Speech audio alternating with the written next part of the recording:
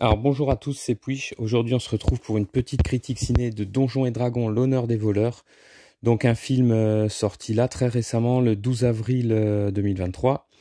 Il dure à peu près 2 heures. Alors c'est réalisé par John Francis Dalez et Jonathan Goldstein, si je me trompe pas.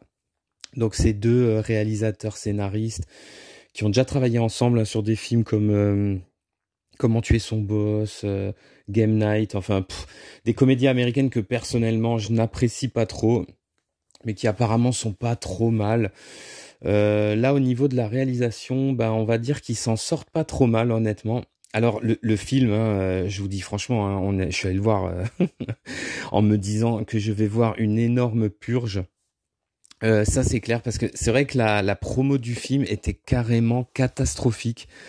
Les bandes annonces donnaient pas du tout envie, du sous-Marvel avec des blagues tout le temps. L'univers Donjons et Dragons, bah, une fois de plus, on va chier dessus hein, pour pas changer. C'est vrai que la promo du film a été vraiment mal faite parce que au final, c'est pas un chef-d'œuvre, mais c'est pas non plus une bouse absolue. En fait, c'est un film assez sympathique, mine de rien. Ça m'a vraiment beaucoup étonné. Alors, de quoi ça parle ce petit film? Bah, on va suivre le personnage alors qui est joué par Chris Pine de Hedwig Davis, il s'appelle un truc comme ça, hein. En gros, c'est un barde. Au début du film, il est emprisonné avec Michelle Rodriguez. Oh putain. Alors ça, c'est un des problèmes du film, j'y reviendrai. Elle est à chier, donc elle joue Olga, une barbare. Ils sont emprisonnés dans une prison, dans un monde de glace. Et en fait, en gros, lui, sa femme est morte, il a perdu sa fille, un de leurs compagnons les a trahis, c'est devenu le seigneur d'une ville. Donc en gros, lui, il veut se venger, il veut récupérer sa fille et se venger. Donc en fait, il va passer par tout un tas d'étapes, recruter des compagnons, trouver des objets. C'est vrai que au niveau Donjons et Dragons, on va dire, c'est vraiment typiquement une quête secondaire de Oblivion, de Skyrim. Moi, je parle des jeux que je connais bien, ou de Neverwinter Nights, quoi, une grosse quête secondaire. Le film, c'est exactement ça. Il va parler à des PNJ qui vont lui donner des indices. Il va recruter des mecs pour aider à faire des quêtes. Il va rentrer dans des donjons pour récupérer des artefacts, toute une série d'événements comme ça. C'est vrai que du coup, on voyage beaucoup pendant le film, on voit beaucoup de lieux, beaucoup d'endroits. Alors même si vous n'êtes pas familier de l'univers, c'est ça qui est sympa, c'est qu'en fait, ben voilà, c'est film d'action, aventure, heroic fantasy. On se balade à droite, à gauche, on rencontre des personnages, on rencontre des zombies, des morts-vivants, Alors il y a pas que des effets spéciaux 3D. Les panoramas sont vraiment jolis, hein, globalement. On voit des plaines avec des volcans, le début, cette espèce de désert de glace avec cette tour immense, cette tour prison immense au milieu, plein de choses comme ça. On verra bien sûr, tout le film tourne autour de la citadelle dont le héros, enfin le méchant est le seigneur. Voilà, on verra énormément de décors. Donc ça c'est sympa. Après, il y a de la 3D évidemment, hein. Mais il n'y a pas que de la 3D, il y a aussi un peu de l'animatronique comme ça pour certains monstres humanoïdes, notamment les juges du début, certains monstres dragons comme ça, des dragons humanoïdes qui sont vraiment sympathiques. Aussi pareil, une femme chat avec son bébé. C'est vraiment pas mal ça. Ça c'est assez cool. Surtout qu'ils sont vachement bien faits.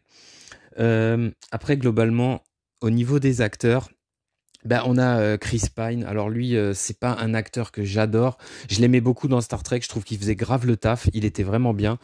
Après, globalement, c'est pas un acteur de ouf. Et je trouve que dans le film, il dénote un petit peu. En fait, il est bien. Il joue son rôle, voilà.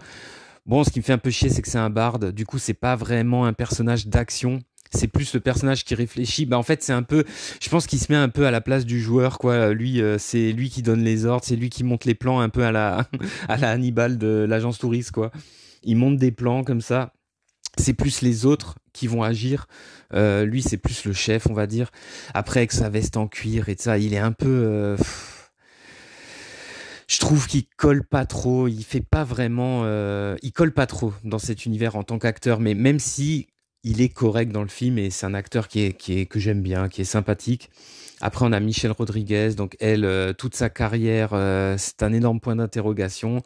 Elle joue une barbare qui a une aventure avec un espèce de hobbit. Bon, c'est la partie du film que j'aime pas trop. Elle est à chier. J'ai envie de dire, comme d'habitude, c'est constant, hein. C'est constant depuis Resident Evil 1 et Fast and Furious. Elle est constamment à chier. Donc là, elle est à chier, comme d'habitude. Elle est nulle. Il y aura une scène petit spoiler de résurrection, mais sérieusement, la meuf, on dirait qu'elle fait genre, elle ferme les yeux, quoi. C'est tout, c'est nanardesque, c'est nul.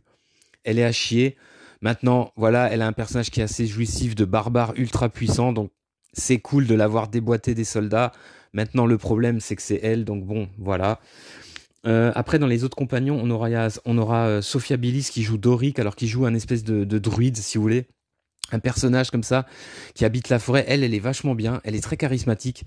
Et puis, elle a cette capacité comme ça de se transformer en animaux différents, en plein d'animaux, du hibou monstre qui déboîte des mecs à une simple mouche. D'ailleurs, une des scènes vraiment stylées du film, c'est elle justement qui se sera infiltrée dans le château et qui va s'enfuir en se transformant dans un plan séquence comme ça, vraiment cool, même si les effets spéciaux sont pas au top, mais l'idée est excellente. Elle va se transformer en plein d'animaux différents pour sortir de la cité et s'enfuir. C'est vraiment sympa.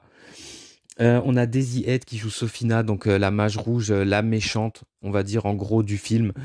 Elle est ultra caricaturale, elle fait des têtes pas possibles. Bon, ça reste rigolo. Puis surtout, on a Hugh Grant qui joue Ford Fitzwilliams. Alors, il joue un énorme arnaqueur, un fumier de première, qui garde toujours le sourire, qui est marrant comme ça. Il est vraiment... Franchement, il est super marrant, il est très charismatique, hein. Bon, après, Hugh Grant, c'est un bon acteur, hein, ça c'est clair, hein. Dans le rôle, il en fait des caisses. Mais moi, il m'a bien fait marrer, c'est vraiment un pourri. Il monte la gamine de notre héros contre lui, il vole tout le monde, il est devenu seigneur à la place du seigneur. C'est vraiment une pourriture. Vous imaginez bien qu'il va bien se faire avoir à la fin. D'ailleurs, c'est très drôle. Lui, franchement, c'est une des parties vraiment amusantes du film. Et puis globalement, en fin de compte, l'humour du film marche pas mal. Il y aura pas mal de scènes avec des bonnes blagues, avec des bons mots, notamment une scène où ils doivent réveiller des morts dans un cimetière après une bataille et ils ont le droit de leur poser que 5 questions avant qu'ils avant qu'ils remeurent et c'est vachement... Franchement, cette scène, elle est super drôle. Parce que vous en doutez, il y a plein de problèmes. Il réveille pas le bon mort, il sait pas ce qui s'est passé. Enfin, il y a plein de trucs. Une scène, par exemple, celle-ci, elle est très drôle. Il y a aussi la scène du début où ils s'évadent de la prison. C'est trop drôle parce qu'en fait, ils s'évadent alors qu'ils vont être graciés. C'est vachement marrant. En fait, c'est du bon humour. C'est pas de l'humour vulgaire à 2 balles. Ça reste du bon humour qui fera vraiment marrer parfois. Ça, c'est une des bonnes surprises du film. En fait, c'était assez drôle. Ça m'a étonné. Et puis sinon, au niveau des scènes d'action, bah, en fait, les scènes d'action-aventure sont sympathiques la plupart. On a notamment la druide qui s'échappe du château, on aura ces différentes transformations, une espèce de hibou géant pour déboîter des mecs, on a les combats de Michel Rodriguez contre les soldats qui sont sympas, on a l'affrontement final qui fait vraiment jeu de rôle, quoi. Chacun attaque à son tour avec ses meilleures attaques. Franchement, ça c'est vraiment pas mal. On a aussi toute la phase où ils sont avec un autre personnage qui s'appelle Xank, un truc comme ça, qui est un espèce de super, un mec ultra calé, qui connaît tout, qui sait tout, qui est ultra fort. D'ailleurs, c'est trop marrant parce qu'il se prend la tête avec le héros, c'est assez drôle. Le héros forcément le déteste parce il a pas de défaut, donc c'est assez marrant. Et ils vont dans une cave de lave comme ça pour récupérer un artefact, un casque en or. Et ils se font attaquer par un gros dragon, mais en fait qui est tout gros, genre obèse. Et franchement, il est trop marrant. Cette scène, elle est excellente. Elle est vraiment sympa. Bah, globalement, étonnamment, le film, en fait, il passe bien. Les 2 heures, on s'ennuie pas. C'est assez sympa. Le seul défaut du film, enfin, un des défauts du film pour moi, c'est le casting. Ensuite, c'est le fait que ça reste quand même une espèce de quête secondaire. C'est pas non plus une aventure de dingue. Peut-être que s'il faisait un 2e épisode avec un casting un peu mieux, et peut-être, je sais pas, peut-être une aventure qui prend plus d'ampleur. Elle prend de l'ampleur sur la fin, mais ça reste expédié, moi je trouve, alors qu'il y a vraiment un potentiel.